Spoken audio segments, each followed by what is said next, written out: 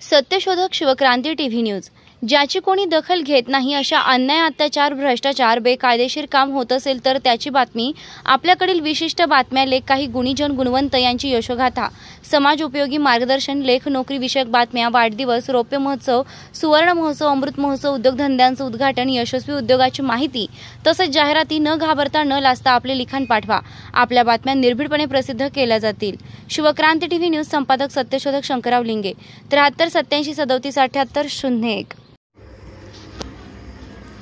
सत्यशोधक समाज स्थापनेच्या 151व्या शतकोत्तर सुवर्ण महोत्सवी वर्षानिमित्त ही प्रस्तुत नाविन्यपूर्ण मांडणी असून पुढे 1936 साली डॉक्टर बाबासाहेब आंबेडकर यांनी अनहिलेशन ऑफ दी कास्ट या ग्रंथात प्रस्तुत मांडणी मुद्देसूद आणि विस्तारानं मांडली आहे। एक पुणेकर सत्यशोधक हरिश्चंद्र नारायणराव नवलकर यांनी शिवराम कांबळे यांचे श्री शिवराम जानबा कांबळे यांचे चरित्र व पार्वती सत्याग्रहाचा इतिहास या पल्लेदार शीर्षकाचं विस्तारपूर्वक चरित्र लेखनास घेतले। या चरित्राला दस्तर खुद्द कांबळे यांची प्रस्तावना आहे। या चरित्राची आरंभिक लेखनाची जुळवाजुळव झाल्यानंतर लेखक नवलकर पोटदुखीच्या आजारानं अंथरुणाला खिळून पडले होते। शेवटी याच आजारात नवलकरांचे 9 मार्च 1930 रोजी निधन झालं। पुढे हा अर्धवट ग्रंथ दस्तूर खुद्द शिवराम कांबळे यांनी पूर्ण केले। 1930 सालच्या एप्रिल महिन्यात कांबळे यांनी हे चरित्र असिद्ध केले। तसे तर या चरित्रात अस्पृश्य निर्मूलन चळवळीचा क्रांतिकारी इतिहासही सामावलेला आहे। हा आंबेडकर चळवळीच्या आरंभापूर्वीचा क्रांतिकारी दस्तऐवज आहे। संदर्भ 1 शिवराम जानबा कांबळे यांचे चरित्र व पार्वती सत्याग्रहाचा इतिहास हना नवलकर, दीनबंधू आणि तानुबाई बिर्जे, जी.ए. उगले, कांबळे गंगाराम यमाजी कांबळे कोल्हापूरकर हे कोल्हापूर सत्यशोधक समाज शाखेचे सदस्य नसले तरी ते उराशी आयुष्यभर सत्यशोधक मत घेऊन जगले। गंगाराम कांबळे शाहू महाराजांचे सच्चे अनुयायी होते।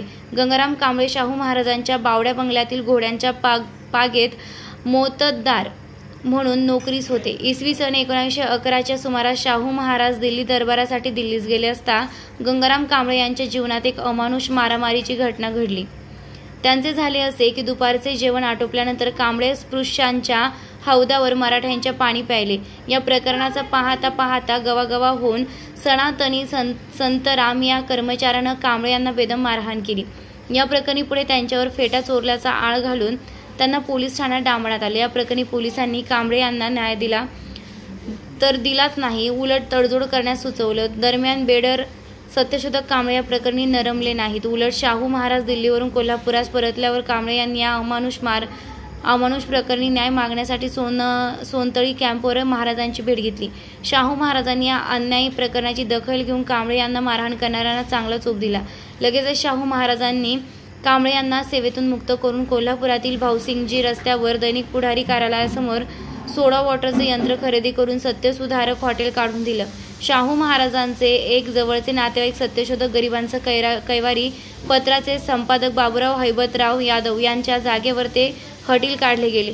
या हॉटेलची स्वच्छता आणि टापटीप वाखाणण्याजोगी होती। येथे शाहू महाराजांचा खडाखडा मुद्दा थांबत असे।